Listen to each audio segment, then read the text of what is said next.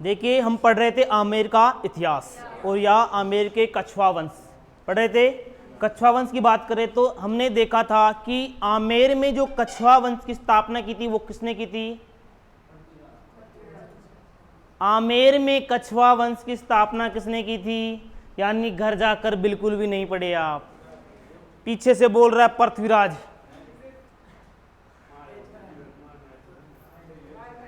भारमल, देख लो भारमल ने। कछवा वंश की स्थापना किसने की थी आमेर में? अरे तेजकरण या धूले राय ने नहीं की थी क्या? कल बताया था मैंने, कल बताया था क्या? कोई पृथ्वीराज बोल रहा है, कोई भारमल बोल रहा है। नहीं पढ़े या नहीं जाके घर, है ना? घर जाकर नहीं पढ़े ना बिल्कुल भी, ऐसे थोड़ी काम चलेगा। तो ध्यान रखना, आमेर में जो कछवा वंश की स्थापना की थी वो किसने की थी? दूल्हे राय या तेजकरण ने। किसने की थी? दूल्हे राय या तेजकरण ने की थी। ध्यान रखना। और अपनी राजधानी किसको बनाया था?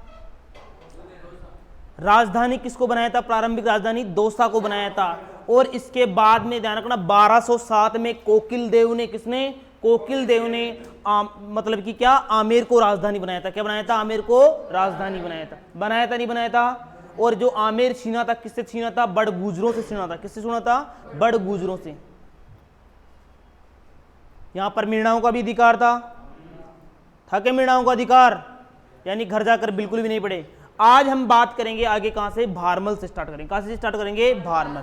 ध्यान रखना, जो आमेर का इतिहास शुरू होता है वो कहां से होता है? भारमल से शुरू होता है। कहां से होता है? भारमल से शुरू होता है। देखिए भारमल, भारमल जो आमेर पर शासन करता है वो कब से कब तक करता है? ध्यान रखना, 1547 से 1573 ईस्वी तक शासन कौन करता है आमेर पर? भारमल। कौन करता है भाई? भारमल। भारमल शासन करता है। अगर बात करूं मैं भारमल के समकालीन, दिल्ली का कौन था बादशाह? अकबर था। कौन था भाई? अकबर। भारमल के समकालीन दिल्ली का बादशाह कौन था भाई? अकबर था। कौन था? अकबर। पता कौन था? अगर आपसे पूछ लिया जाए कि भारमल के समकालीन दिल्ली का बादशाह कौन था? अकबर था। कौन था? अकबर। मैंने कल बताया था आपको कि भारमल दो चीजों से बहुत ज्यादा परेशान था। किससे? भारमल परेशान था किससे? एक तो था मीणाओं से था भाई। किससे था? मीणाओं से था। और दूसरा परेशान था ये ग्रह कलह। यानी एक तो इसको परेशान कर रहे थे कौन? मीणा। यानी भारमल को परेशान कर रहे थे मीणा। मीणा ठोकते थे भारमल को। और एक घर में लुगाई कलेश कर रखी थी इसके। कौन है? लुगाई। दोनों ही मतलब कि इन दोनों से बहुत ही क्या हो गया था? परेशान हो गया था। देख रहा था क्या करूं, भगवान से अरदास कर रहा था कि अब मैं करूं तो क्या करूं। मीणाओं ने तो फिर भी देख ली, लुगाई ने क्या देखो हैं। सही बात है नहीं बात है? हाँ, तो लुगाई वालों क्लेश बहुत जोरदार को। तो देखो अब इसके समकालीन दिल्ली का बादशाह कौन है भाई? अकबर। कौन है भाई? अकबर। अब देखो अकबर भी भाई साहब नया नया बादशाह बना कहां का? दिल्ली का। तो ध्यान रखना, अगर आपसे पूछ लिया जाए अकबर दिल्ली का बादशाह कब बना था? 1556 में। कब बना था? 1556 में जब अकबर दिल्ली का बादशाह बना तो इसने सोचा कि पूरे भारत पर क्या करना है? राज करना है। अब पूरे भारत पर राज करना है तो कोई ना कोई सी तो नीति अपनानी पड़ेगी, नहीं पड़ेगी? बिल्कुल सही है, नहीं है? अगर पूरे भारत पर राज करना है तो कोई ना कोई सी नीति अपनानी पड़ेगी। तो इसने सोचा कि मैं बापू का इतिहास देखता हूं पहले तो इसका बापू कौन था अकबर का? हुमायूं था। तो बापू के इतिहास को देखा तो बापू तो भाई साहब जिंदगी भर क्या था? भागता ही रहा। तो अकबर ने सोचा कि बापू ने तो कुछ भी नहीं किया भाई जिंदगी में। जिंदगी में क्या किया है? ओनली भागता ही रहा। और भागते हुए क्या हो गई है? मृत्यु। तो हुमायूं की मृत्यु भी भागते हुई हुई थी। इसने फिर खोजा दादा का इतिहास। किसका? दादा का इतिहास खोजा कि दादा बहुत बड़ा काम का आदमी है भाई। 4 साल में 4 युद्ध लड़ गया। कितने युद्ध लड़ गया? यानी दादा बहुत शक्तिशाली है, यानी दादा के नियमों पर चलना है। पता है अकबर के दादा कौन थे? बाबर। और बाबर ने युद्ध लड़े थे कितने? 4 युद्ध लड़े थे। 1526 से लेकर 29 तक 4 युद्ध लड़ गए और चारों युद्धों में क्या रहा था? विजेता। तो अकबर सोचा कि भाई साहब किसके रास्ते पे चलना है? दादा के रास्ते पे चलना है। यहां तक बात समझ में आ गई आपको? तब अकबर अब बनना चाहता है पूरे भारत का, क्या बनना चाहता? सम्राट बनना चाहता है, पूरे भारत पर शासन करना चाहता है। कौन है? अकबर। अकबर मुगल था क्या? तब इसको इसने बना शासक किसने कहा कि एक बार तू कहां की यात्रा कर ले? ख्वाजा मोइनुद्दीन चिश्ती की दरगाह की क्या कर ले? यात्रा कर ले। क्योंकि अगर कोई भी सच्चे मन से वहां की यात्रा करता है, क्या करता? सच्चे मन से वहां की यात्रा करता तो उसकी मनोकामना पूर्ण हो जाती है। इसीलिए लोकेश आज क्लास में नहीं आया, क्योंकि वो कहां पर गया हुआ है? यात्रा करने गया है, क्योंकि मनोकामना क्या करनी है? उसको पूर्ण करनी है। अब देखो अकबर ने सोचा ही था किसके लिए कि हम कहां की यात्रा करेंगे? ख्वाजा मोइनुद्दीन चिश्ती की क्या करेंगे? यात्रा। और अकबर रवाना हो गया कहां से? दिल्ली से रवाना होता कहां के लिए? अजमेर के लिए। अब इधर देखो भारमल, अगर बात करूं सबसे पहले मुलाकात की तो अकबर की मुलाकात भारमल ने किसने करवाई थी? सबसे पहले मजनू खान ने। किसने करवाई थी भाई? ध्यान रखना 1556 में सबसे पहली बार किसने? मजनू खान ने। किसने? मजनू खान ने। किसने भाई? मजनू खान ने अकबर से किसकी मुलाकात कराई थी? भारमल से। किसकी मुलाकात कराई थी? भारमल। मुलाकात करा ली? बिल्कुल। लेकिन पहली मुलाकात में कुछ होता है क्या? नहीं। पहली मुलाकात तो अधूरी होती है। और पहली मुलाकात में हम किसी के बारे में सब कुछ जान सकते हैं क्या? नहीं जान सकते हैं। तो 2-4 मुलाकातें तो जरूरी है या नहीं है? है या नहीं है? हाँ, तो तुम भी करना 2-4 पहली मुलाकात में कुछ भी हाँ मत भर देना जल्दीबाजी में, है ना? तो पहली मुलाकात में जल्दीबाजी में देखो, फैसला जल्दीबाजी में नहीं लेना। हाँ, 2-4 बार मुलाकात होने के बाद देखो, तो पहली मुलाकात में कुछ भी नहीं हुआ। इसके बाद में अकबर जा रहा है कहां पर? अजमेर की यात्रा करने के लिए। अब भाई साहब 1562 में, कब? 1562 में दूसरी बार किसकी मुलाकात हुई? चगताई। कौन है? चगताई खां। किसकी मुलाकात कराया? भारमल की। अकबर से क्या करवाया? मुलाकात। कब भाई? 1562 में। किसने करवाई थी? चगताई खां ने। मुलाकात करवा दी। भारमल परेशान था क्या? मीणाओं से और ग्रह। तो भारमल ने सोचा क्यों ना मैं अकबर की क्या कर लूं? अधीनता स्वीकार कर लूं। और ये सोचकर इसने किसकी अधीनता स्वीकार कर ली भाई? भारमल ने अकबर की अधीनता स्वीकार कर ली। तो ध्यान रखना क्या भाई? भारमल कौन भाई? भारमल पहला राजपूत शासक था। पहला राजपूत क्या था भाई? शासक, जिसने किसकी अधीनता स्वीकार करी थी? अकबर की क्या करी थी? अधीनता स्वीकार करी थी। अकबर ने सोचा अभी तो हम कहां पर? दरगाह पर पहुंचे ही नहीं, उससे पहले ही क्या मनोकामना पूर्ण होने लग गई। तो भाई साहब मान लो अगर कोई की आप मतलब कि यात्रा कर रहे हैं मनोकामना पूर्ण के लिए, और बीच में ही आधो काम है जैसे, तो फिर तो भाई साहब जल्दी करो यात्रा। अब तो आप भी कर लेना, पता नहीं हो जाए मनोकामना पूर्ण आपकी भी। हो सकती है नहीं हो सकती है? अरे जब अकबर की हो सकती है तो हमारी क्यों नहीं हो सकती? हो सकती है ना? तो करके आना एक बार, तो काम हो जाए हमारा भी। देखा भगवान झांक जाए तो। देखो अधीनता स्वीकार कर ली किसने? भारमल ने। तो ध्यान रखना राजपूतों में सबसे पहले अकबर की अधीनता स्वीकार करने वाला शासक कौन था? भारमल था क्या? अब भारमल नो टेंशन हो गया कि अब भाई साहब मीणा परेशान नहीं करेंगे, क्योंकि अधीनता का मतलब क्या होता है? अकबर की अधीनता स्वीकार कर ली। अगर कोई भी भारमल पर आक्रमण करता है तो अब इसकी सुरक्षा कौन करेगा? अकबर करेगा। अकबर भाई साहब कहां पर, अजमेर की दरगाह पर यात्रा करके वापस आ रहा था, यात्रा कर ली, वापस आ रहा था। भारमल के मन में ख्याल आया कि पता नहीं अकबर ध्यान देगा या नहीं देगा। अधीनता तो स्वीकार कर ली, लेकिन ये मीणा भी कहीं माथे पे बहुत ज्यादा ही चढ़ रहे है ना। तो इन मीणाओं से अगर हमें बचना है तो क्या करना पड़ेगा भाई, कुछ ना कुछ और उपाय तो करना पड़ेगा। तब अकबर ने क्या, किसने, भारमल ने अपनी पुत्री किसके, जोधाबाई का विवाह किसके साथ करवा दिया, कहे अब तो बन गो पावणो, कहीं बन गो, अब तो जब फोन लगाया तभी तैयार छे, जब फोन लगाया तभी तैयार है। तो ध्यान रखना, कब 1562 में ही, कभी 1562 में, कभी 1562 में अकबर, किसने, भारमल ने, किसने भाई, भारमल ने अपनी पुत्री, कौन थी इसकी पुत्री कौन थी, जोधा, कौन थी भाई, जोधाबाई थी, कौन थी भाई, जोधाबाई। भारमल ने अपनी पुत्री जोधाबाई का विवाह किससे करा दिया, जोधाबाई का विवाह करा दिया किसके साथ, अकबर के साथ। और ध्यान रखना, जोधा का और अकबर का जो विवाह हुआ था वो कहां पर हुआ था, सांबर में हुआ था। कहां पर हुआ था, सांबर में हुआ था। बारात में कौन कौन गया था रे तुम में से, हैं, दादाजी गए थे।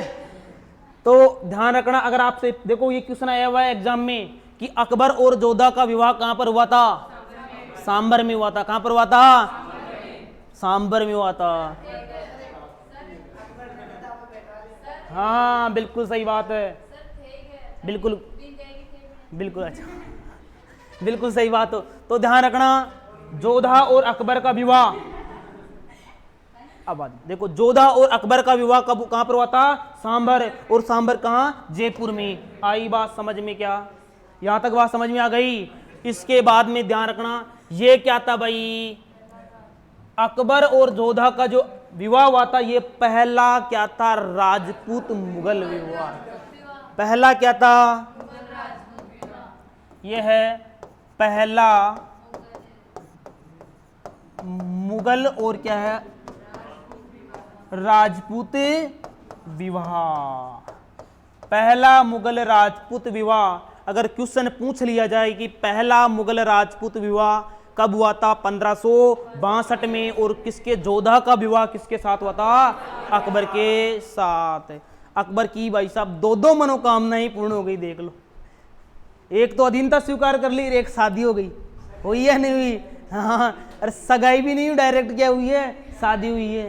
तो अरे तुम जरूर करना यात्रा एक बार, सुन ले तो, देख लोकेश तो गया है आज, हाँ देखो एक चीज और ध्यान रखना, एक चीज और ध्यान रखना कि ये तो क्या हो गया, पहला मुगल राजपूत विवाह हो गया। अगर आपसे पूछ लिया जाए कि अंतिम मुगल राजपूत विवाह कौन सा,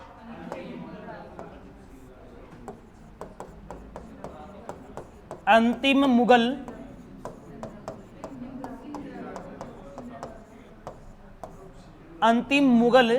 राजपूत विवाह, आवाज नहीं, देखो भाई, अंतिम मुगल जो राजपूत विवाह हुआ था वो 1700 कब हुआ था, 1715 ईस्वी में हुआ था। कब हुआ था, 1715 ईस्वी में हुआ था। जोधपुर का था कौन, अजीत सिंह, कौन था,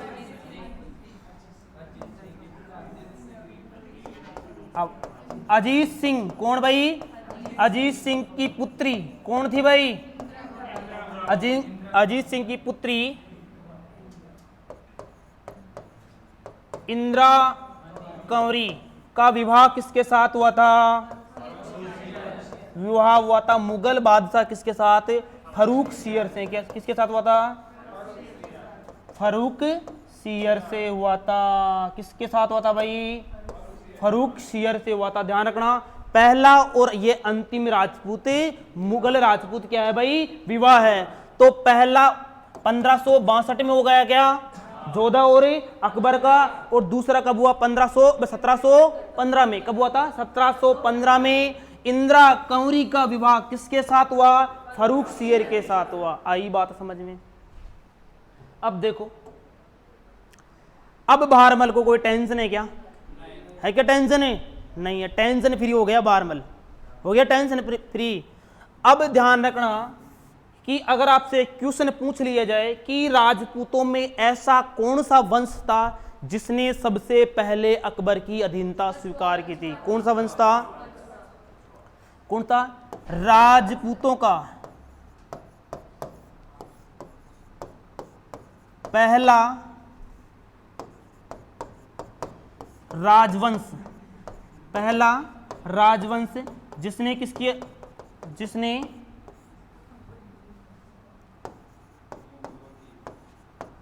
मुगलों की, किसकी? मुगलों की अधीनता स्वीकार की। तो ध्यान रखना कौन था भाई? कछुआ वंश। कौन सा? कछुआ वंश। और कहाँ का ये? आमेर का। कहाँ का भाई? आमेर का कछुआ वंश। ये चीज बहुत इंपॉर्टेंट है, ध्यान रखना। पहले वंश की बात पूछी जाए तो कौन सा वंश है? कछुआ वंश है। कहाँ का है? आमेर का है। और शासक पूछा जाए तो कौन सा था? भारमल। कौन था भाई? भारमल। अब देखो और भी राजा थे जिसने किसने मुगलों की क्या की थी? अधीनता स्वीकार की थी। तो देखे कौन कौन थे जिसने मुगलों की अधीनता स्वीकार की थी। देखो मैंने कल बताया था कि आपको अगर सबसे पहले बात करूं मैं किसकी? आमेर की बात करूं तो आमेर में किसने की थी? भारमल ने। किसने की थी भाई? भारमल ने की थी। नंबर 2 पे बात करूं तो कौन था? बीकानेर। कहाँ का भाई? बीकानेर। और बीकानेर का कौन था? कल्याणमल। कौन था? कल्याणमल। इसके बाद में बात करूं मैं कहां का? तीसरे नंबर पे जोधपुर। कहां का? जोधपुर का मोटा राजा उदय सिंह। कौन था? मोटा राजा उदय सिंह का ध्यान रखना। उदय सिंह एक कहां का है? मेवाड़। कहां का है? मेवाड़। महाराणा प्रताप के बापू है क्या? हाँ। तो जोधपुर का कौन है? मोटा राजा उदय सिंह। कौन है? मोटा राजा उदय सिंह। कौन है भाई? मोटा राजा उदय सिंह। इसके बाद में बात करूं नंबर 4 पे तो कौन है? कहां का? बूंदी का। Very good. कौन है बूंदी का? बूंदी का है। कौन है? सुरजनहाड़ा। इसके बाद में बात करूं मैं कहां की? जैसलमेर की। कहां की? जैसलमेर। और जैसलमेर का कौन है? हर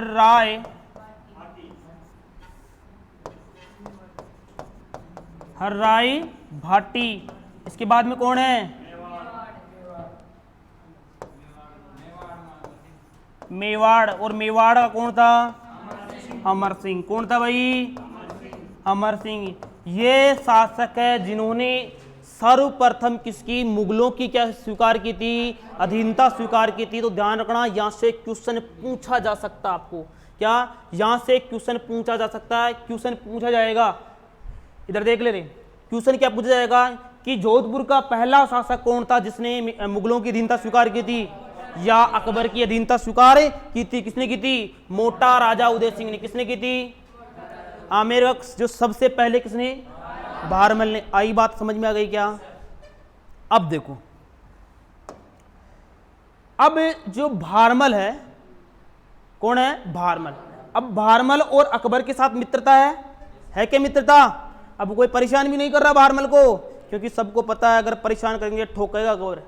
क्या? अकबर ठोकेगा अगर भारमल को परेशान कर। तो मीणाओं ने भी भाई साहब फिर परेशान करना बंद कर दिया, क्योंकि उनको पता था अकबर ठोकेगा, अकबर ठोकेगा।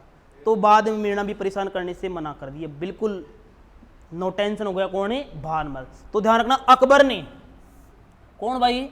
अकबर। अकबर ने भारमल को 5000 क्या दी थी? मनसबदारी। क्या दी थी? 5000 मनसबदारी। अकबर ने भारमल को, किसको भाई? भारमल को 5000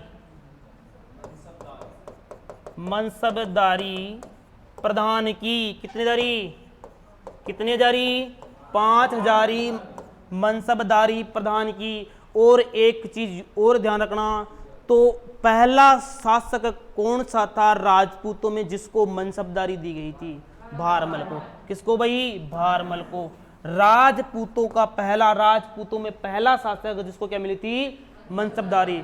यानी राजपूतों में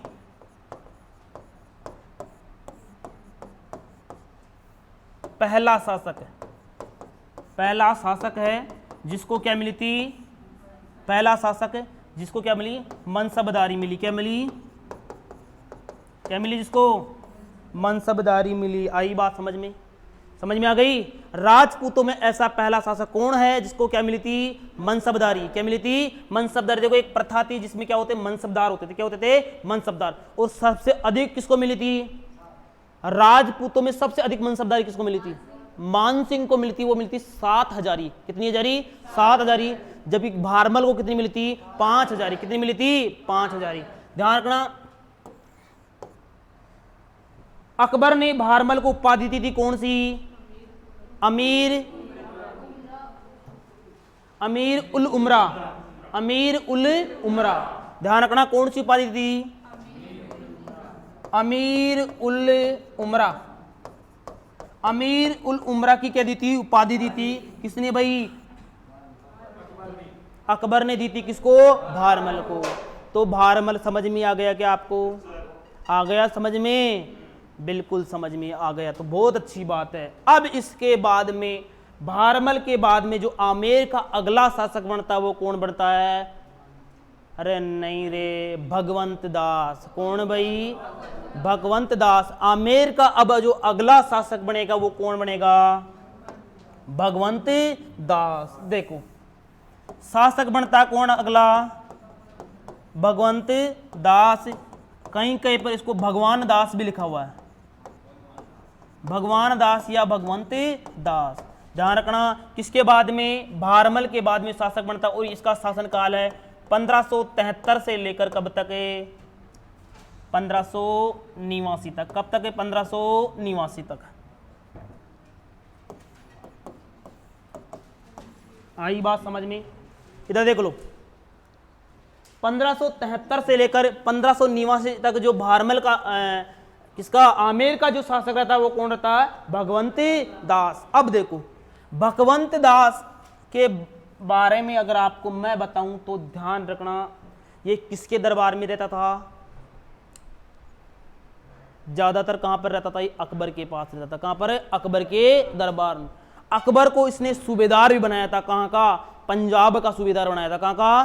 पंजाब का सूबेदार भी बनाया था। तो ध्यान रखना, कहां का? पंजाब का। ये क्या रहा था? ये सूबेदार रहा था। क्या रहा था? सूबेदार रहा था। कब से कब तक? ये 1583 से लेकर 89 तक पंजाब का क्या रहा था? ये सूबेदार रहा था। कौन? भगवंत दास। इसको भी भाई साहब कितनी? 5 हजारी क्या मिली थी? 5 हजारी मनसबदारी मिली थी। क्या मिली थी? 5 हजारी मनसबदारी मिली थी। किसको? भगवंत दास को। किसको? भगवंत दास को भी 5 हजारी मनसबदारी किसने दी थी? ये अकबर ने। किसके दरबार में रहता है ये ज्यादातर? अकबर। तो अकबर ने इसको कितनी हजारी मनसबदारी दी थी? 5 हजारी मनसबदारी प्रदान की थी। अगर बात करूं मैं भगवंत दास की, तो ध्यान रखना, ये भगवंत दास से ज्यादा दिनों तक अकबर के पास नहीं रह पाए थे। इसके बाद में इनके पुत्र कौन है? मानसिंह। कौन है भाई? मानसिंह। वो किसके दरबार में रहते थे? अकबर के। क्योंकि जब मानसिंह मात्र 12 वर्ष का था ना, तभी कहां चला गया था वो? अकबर के दरबार में चला गया। कितने? मात्र 12 वर्ष का। आपको भेज दे, चले जाओगे आप? हाँ चले जाए हो, भेज दें अकबर के दरबार में है ना। अकबर ले आए। तो आज भी अकबर जैसे बहुत मौजूद है संसार में। नहीं है कि अकबर जैसे? अरे अकबर मान था या शैतान था? लेर कौन जावे। बिल्कुल सही बात है। बिल्कुल देखो 5 हजारी क्या मिली थी इसको? मनसबदारी मिली थी। आपको पता भगवंत दास महाराणा प्रताप को समझाने, किसको? महाराणा प्रताप को समझाने तीसरे शिष्टमंडल में गया था। किसको? महाराणा प्रताप को। मान सिंह भी गया था। जो तीसरे शिष्टमंडल में कौन गया था? भगवंत दास। कौन गया था? तो महाराणा प्रताप को समझाने गया था क्या 1573 में, क्या था 1573 में शिष्टमंडल भेजे थे अकबर ने, किसको, महाराणा प्रताप को समझाने क्या भेजे थे, शिष्टमंडल भेजे थे। जो हल्दी घाटी का युद्ध हुआ था ना उससे पहले भेजे थे कि मान जाए तो कौन है। देखो अकबर ये भी महाराणा प्रताप से डरता था, क्या महाराणा प्रताप से डरता था। कभी भी भाई साहब महाराणा प्रताप ने बहुत कष्ट सहे लेकिन अकबर की अधीनता स्वीकार नहीं की, इतना सूरवीर था महाराणा प्रताप। देखो ये कौन कौन से, बीकानेर का कल्याणमल, जैसलमेर का हर्राई बाटी, बूंदी का कौन है सुरजनहाड़ा, है ना, ये आमेर का भारमल, इन्होंने की इसकी अकबर की अधीनता स्वीकार कर ली, लेकिन महाराणा प्रताप ने की थी क्या, नहीं। कि भाई साहब हाँ राव चंद्रसेन गया था दरबार में लेकिन नहीं किया था उसको, फिर पीछा अकबर की सेना ने उसका पीछा किया था। जो 1570 में नागौर दरबार लगा था ना उसकी बात है ये, वहां पर अधीनता स्वीकार करने के लिए तो लगवाया था अकबर ने दरबार, नागौर दरबार 1570 में, ध्यान रखना। लेकिन बीकानेर का राव चंद्रसेन गया था, उसने अधीनता स्वीकार नहीं की थी, गया तो था लेकिन अधीनता स्वीकार नहीं की थी। तो ध्यान रखना। अगर इसके बाद में देखें किसकी बात करेंगे हम, मान सिंह की, किसकी बात करेंगे,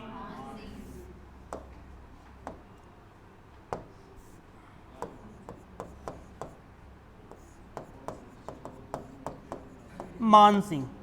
शासक कौन बनता है भाई, मान सिंह। और मान सिंह शासक रहता कब तक, 1589 से लेकर 1614 तक। आमेर का जो शासक रहता है, कहां का, आमेर का जो शासक रहता है कौन, मान सिंह। मान सिंह कब से लेकर कब तक, 1589 से लेकर 1664 तक आमेर का क्या रहता है, 1614 तक। कहां तक है, 1614 तक। जो शासक कौन रहता है, मान सिंह। अब देखो मान सिंह के बारे में बहुत इंपॉर्टेंट चीजें याद रखनी है आपको। सबसे पहले तो दो मुगल राजाओं के समकालीन था ये, किसके, दो मुगल राजाओं के समकालीन था, एक तो अकबर के और एक अकबर का पुत्र कौन था जिसका जन्म जोधाबाई से हुआ था, सलीम जहांगीर, जिसको क्या बोलते हैं हम, जहांगीर। सलीम जहांगीर वही है ना, हाँ अनारकली डिस्को चली वही है ना, वही सलीम। हाँ देखो अगर जन्म की बात करूं मैं मान सिंह के की, किसकी बात करूं, जन्म की बात करूं, हाँ सही है, अनारकली वाला नाम नहीं सुना क्या अनारकली का आपने, अनारकली डिस्को चली, छोड़ छाड़ के सलीम की गली देख ले, है ना।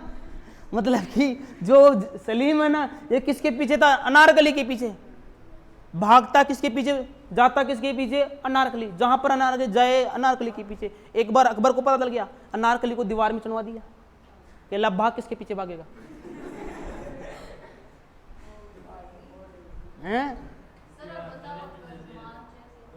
हाँ बिल्कुल, मान भी है शैतान भी है, दोनों ही है ना। देखो जन्म की, इधर देख लो, जन्म की बात करूं मान सिंह की, इधर देखो काम की चीज, जन्म की बात करूं मान सिंह का जन्म हुआ था 1550 में। कब हुआ था, 1550 ईस्वी में मान सिंह का जन्म हुआ था मोजमाबाद, सांबर जयपुर में हुआ था। मोजमाबाद में, कहां पर हुआ था, मोजमाबाद में। किसका जन्म, मान सिंह का जन्म। अगर बात करूं मैं कि ये सबसे अधिक समय तक मुगलों की सेवा में रहता, क्या था, सबसे अधिक समय तक, किस, क्या, सबसे अधिक समय तक किसकी सेवा में रहा, मुगलों की सेवा में। बताओ रे कितने वर्ष तक रहा, 1589 से लेकर नहीं, क्योंकि दरबार में 1562 में चला गया था, 12 वर्ष बाद में चला गया था दरबार में, तो 1562 से जोड़ो, 1562 से लेकर 1664 तक कितने हो गए, कितने वर्ष हो गए, लगभग 55-56 वर्ष हो गए ना, हो गए क्या,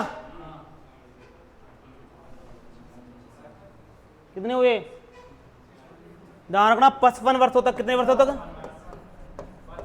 55 वर्ष तक किसकी सेवा में रहता है ये, मुगलों की सेवा में रहा था। कितने वर्षों तक? 55 वर्षों तक मुगलों की सेवा में रहा था। इसका जो लालन पोषण किया था ना, क्या मान सिंह का लालन पोषण, पालन नहीं, लालन पोषण रहे। लालन भी मिलना जरूरी है और पोषण भी जरूरी। पालन में तो पालने में झुलाना हो गया, तो लालन जो पालन है, लालन पोषण है ना। लालन पोषण किसने किया था? अकबर ने। किसने किया था लालन पोषण? किसने किया था? अकबर ने ही किया था भाई साहब, क्योंकि 12 वर्ष की उम्र में चला गया था, तो सेवा कौन करेगा? सारा काम मतलब खर्चा कौन उठाएगा? अकबर उठाएगा। हाँ, इसलिए ध्यान रखना, मान सिंह को सबसे इंपॉर्टेंट है, मान सिंह को अकबर का क्या कहते हैं? दत्तक पुत्र कहते हैं। क्या कहते हैं? अकबर का क्या है ये? दत्तक पुत्र। क्या है अकबर का? अकबर का दत्तक पुत्र। दत्तक पुत्र का मतलब जानते हो क्या होता है? क्या होता है? हैं? हाँ, जब फ्री का होता है कि दत्तक पुत्र साला है? देखो, दत्तक पुत्र का मतलब होता है गोद लियो पुत्र। कैसा?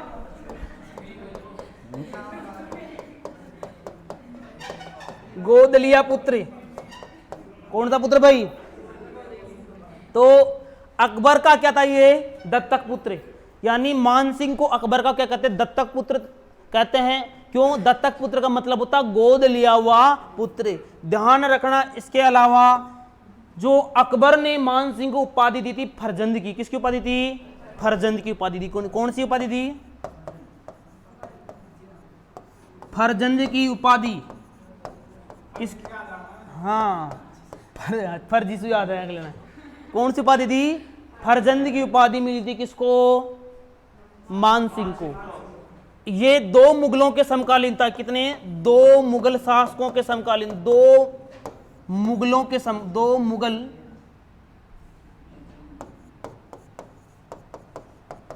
शासकों के समकालीन है।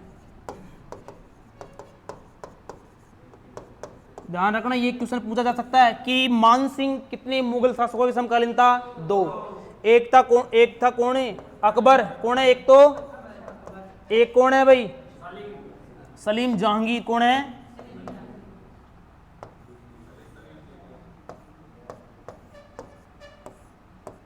यानी 2 मुगल है ना। हाँ, 2 मुगलों के क्या था ये? समकालीन था। कौन भाई? मान सिंह। तो ये चीज आपको याद रखनी है कि सलीम कौन? मान सिंह कितने मुगल शासकों के समकालीन था? एक तो किसके? जहांगीर के, और एक अकबर के। 2 मुगल शासकों के क्या था ये? समकालीन था। अब देखो, सबसे मजेदारी की बात तो यह है कि आमेर में मेर के जो कछवा, इनकी जो आराध्य देवी है ना, कौन सी आराध्य देवी? नहीं पता? कुल देवी कौन सी? चलो बताओ, मैंने बता भी दिया कुल देवी। आमेर के कछवा वंश की कुल देवी कौन सी है? जमुआई माता। कौन सी? बुझवाई माता नहीं, जमुआई माता। कौन सी माता है? जमुआई माता या बुढ़वाई माता, है ना? है ना? कौन सी है? कुल देवी तो है आमेर के। अगर आपसे कुल देवी पूछ ली जाए तो कुल देवी कौन सी है भाई? जमुआई माता। कौन सी है? जमुआई माता। और आराध्य देवी है कौन सी? शीला माता। ध्यान रखना, ये शीला माता ने, इसी शीला माता की मूर्ति कौन लेके आया था पता है क्या? बंगाल से मान सिंह लेके आया था। कहां से? बंगाल से। कौन लेके आया था? मान सिंह लेके आया था। और ये शीला माता है ना, इसके 2.5 पहले श्राप की चढ़ते हैं। कितने पहले? 2.5 पहले। और ये आमेर के कछुओं की क्या है? आराध्य देवी है। तो ध्यान देखो, एक तो होती, मैंने आपको बताया होगा पहले, एक तो होती है कुल देवी। क्या होती है? कुल देवी। और एक होती है कौन सी?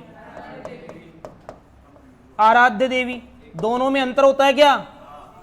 होता है क्या अंतर दोनों में? हाँ, बहुत अंतर होता है। जैसे कि मान लो रवि के घर वाले पूछते कौन सी माता को? जीर्ण माता को। दादा भी पूछते थे किसको? जीर्ण माता को। किसको पूछते हैं? जीर्ण माता को। दादा के दादा भी किसको पूछते आ रहे हैं? जीर्ण। यानी जब से कुल की शुरुआत हुई है, वंश की शुरुआत हुई है, कौन सी माता को पूछ रहे हैं? जीर्ण माता को ही पूछ रहे हैं। तो इनकी क्या होगी? वो कुल देवी, क्या हो गई इनकी कुल देवी। अब मान लो रवि रवि की शादी नहीं हो रही, क्या नहीं हो रही, शादी, और इसने कहां पर गया, एक बार गया, एक कहां पर, जीर्ण माता के नहीं, चौथ माता के गया। किसके माता के गया, चौथ माता के। अब चौथ माता से कहा कि हे माता शादी करवा दे मेरी, मैं हर बार तेरे आऊंगा। अब भाई साहब चौथ माता ने क्या करवा दी इसकी, मान लो दशा की शादी हो गई, रवि की क्या हो गई, शादी हो गई, क्योंकि आपको पता चमत्कार को क्या है, नमस्कार है। तो अब रवि के घर वाले पूज रहे हैं किसको, जीर्ण माता को, किसको पूज रहे हैं, अब रवि पूजेगा किसको, चौथ माता के जाएगा, हर महीने चौथ माता को और जोड़े से जाएंगे, वो भी कैसे, जोड़े से जाएंगे। अब अन्नू देख रही है कि मैं भी गई थी वहां पे, है? हाँ, घर जोड़ा की जात है, बिल्कुल सही बात है। तो रवि तो क्यों नहीं एक बार जाए वहां, है जाओगा वहां सही है नहीं है। तो वो क्या, अब रवि इसको पूजने लग गया, क्या पूजने लग गया, रवि की वाइफ भी पूजने लग गई इसको, छोरा चोरी पूजने लग। अब ये क्या हो गई, इनकी आराध्य देवी हो गई, क्या हो गई इनकी आराध्य देवी। अब आराध्य देवी घर के परिवार वालों की क्या, सबकी अलग अलग हो सकती है, ध्यान रखना। कुल देवी तो एक होती है, जबकि आराध्य देवी या आराध्य देवता अलग अलग हो सकते हैं। तो ध्यान रखना, आमेर के अगर मैं बात करूं,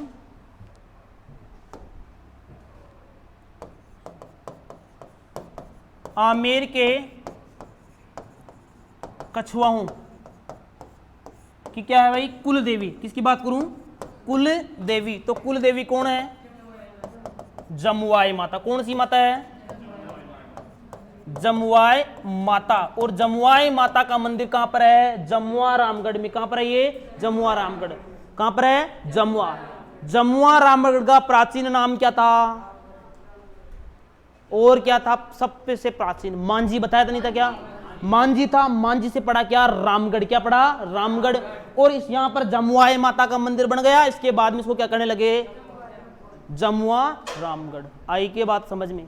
अगर पूछूं आमेर के जो कछुआ, इनकी क्या आराध्य देवी, क्या है आराध्य देवी, कौन है भाई, शीला माता है। कौन सी माता है, शीला माता है। और ध्यान रखना, शीला माता की जो मूर्ति लाया था, कौन लाया था, मान सिंह लाया था। कहां से लाया था, बंगाल से लाया था। और 2.5 प्याले शराब की चढ़ते हैं, इसकी ध्यान रखना। कितने प्याले, 2.5 प्याले शराब से। और मान सिंह क्या लाया था भाई,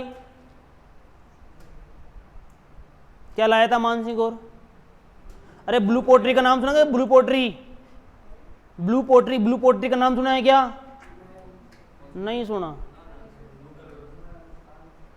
कागजी पोट्री का, ब्लैक पोट्री का नाम नहीं सुना, कोई बात नहीं है। तो हाँ क्या, अच्छा ब्लैक तो सुन लिए, पोट्री नहीं सुने। अरे जो आते हैं ना बर्तन, मिट्टी, चीनी मिट्टी के बर्तन बनते हैं, उनपे जो चित्रकारी होती है ना, वो होती है पोट्री। देखा है कभी चीनी मिट्टी के बर्तन, नहीं देखे, चीनी का देख लिया, मिट्टी का कौन देखे।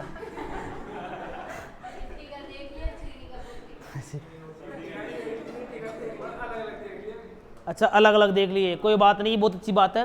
तो उन पे वो चित्रकारी होती है ना, उनको बोलते हैं पोट्री। क्या बोलते हैं उनको, पोट्री।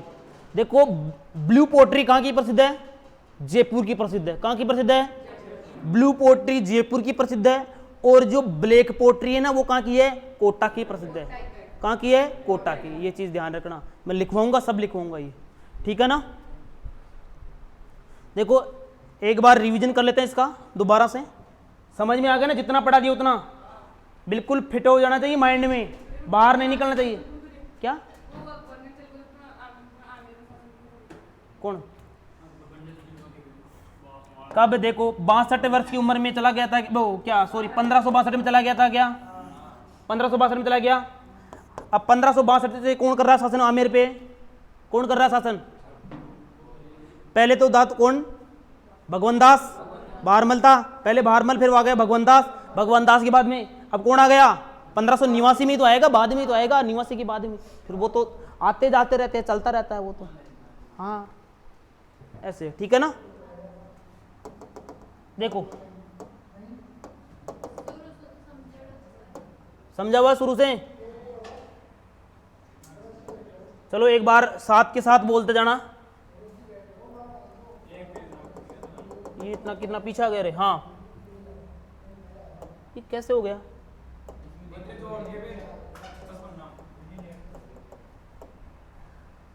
अच्छा ये यहाँ हाँ यहाँ से है ना। हाँ यहाँ से पढ़ रहे थे भगवान दास। कहाँ से पढ़ रहे थे? भारमल से पढ़ रहे थे शायद।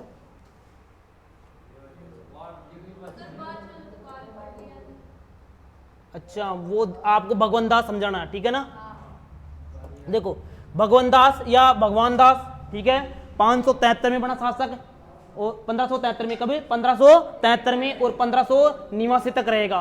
पंजाब का क्या बना था? ये सूबेदार बना था। कहाँ का? सूबेदार। ध्यान रखना। अकबर ने, अगर क्वेश्चन कैसे पूछेगा, अकबर ने किसको? भगवंत दास को या भगवान दास को कहाँ का सूबेदार बनाया था? पंजाब का। कहाँ का बनाया था? पंजाब का। और ये बनाया था कभी 1583 से लेकर 89 तक। कहाँ का सूबेदार रहा था? पंजाब का। इसके बाद में बात करूं, 5000 की क्या मिली थी इसको? मनसबदारी मिली थी। क्या मिली थी? 5000 इसको मनसबदारी मिली थी। किसको? भगवंत दास को। भारमल को भी मिली थी क्या? बिल्कुल। और मानसिंह को भी मिलेगी क्या? वो कितनी मिलेगी? 7000। कितनी मिलेगी? 7000। इसके बाद में देखो मानसिंह, कौन आ गया भाई? मानसिंह। मानसिंह का जन्म कब हुआ था? 1550 में जन्म हुआ और सबसे अधिक समय तक मुगलों की सेवा में रहा था। क्या? लगभग कितने वर्ष? 55 वर्षों तक रहा था। अकबर का क्या कहते हैं इसको? दत्तक पुत्र। दत्तक पुत्र का मतलब क्या होता है? गोद लिया हुआ पुत्र। कौन सा पुत्र? गोद लिया हुआ पुत्र। और लालन पोषण किसने किया था इसका? अकबर ने ही किया था। किसने किया था? अकबर ने ही किया था। क्योंकि अब पुत्र ले ली, गोद ले लिया तो लालन पोषण भी करेगा, नहीं करेगा? बिल्कुल। हाँ। इसके बाद में इसको उपाधि कौन सी दी थी? फरजंद की। कौन सी उपाधि मिली थी? फरजंद की उपाधि मिली थी। और ये दो मुगल शासकों के क्या रहा था? समकालीन रहा था। पहला कौन सा था और दूसरा कौन सा था? जहांगीर। समझ में आ गई क्या बात? इसके बाद में मैंने बताया आपको कुल देवी और आराध्य देवी समझ में आई गई है। मैंने पहले भी समझा दिया था। आमेर के कछुआओं की कुल देवी कौन सी है? कौन सी माता है? आराध्य देवी कौन सी है? शीला देवी। चलो ये बताओ, सांभर के चौहानों की कुल देवी कौन सी है? शाकंभरी माता। कौन सी है? और जालोर के चौहानों की कुल देवी कौन सी है? आशापुरा माता। वेरी। और चौहानों की कुल देवी कौन सी? जीर्ण। वेरी गुड, शाबाश। पढ़ते रहना इनको, साथ के साथ तो याद रहेंगे, ऐसे नहीं रहेंगे मुन्ना। वो पीछे वाले मुन्ने बोल रहे हैं कि सर याद नहीं रहते हैं। याद होगा, ठीक है। इसके बाद में कल देखेंगे हम।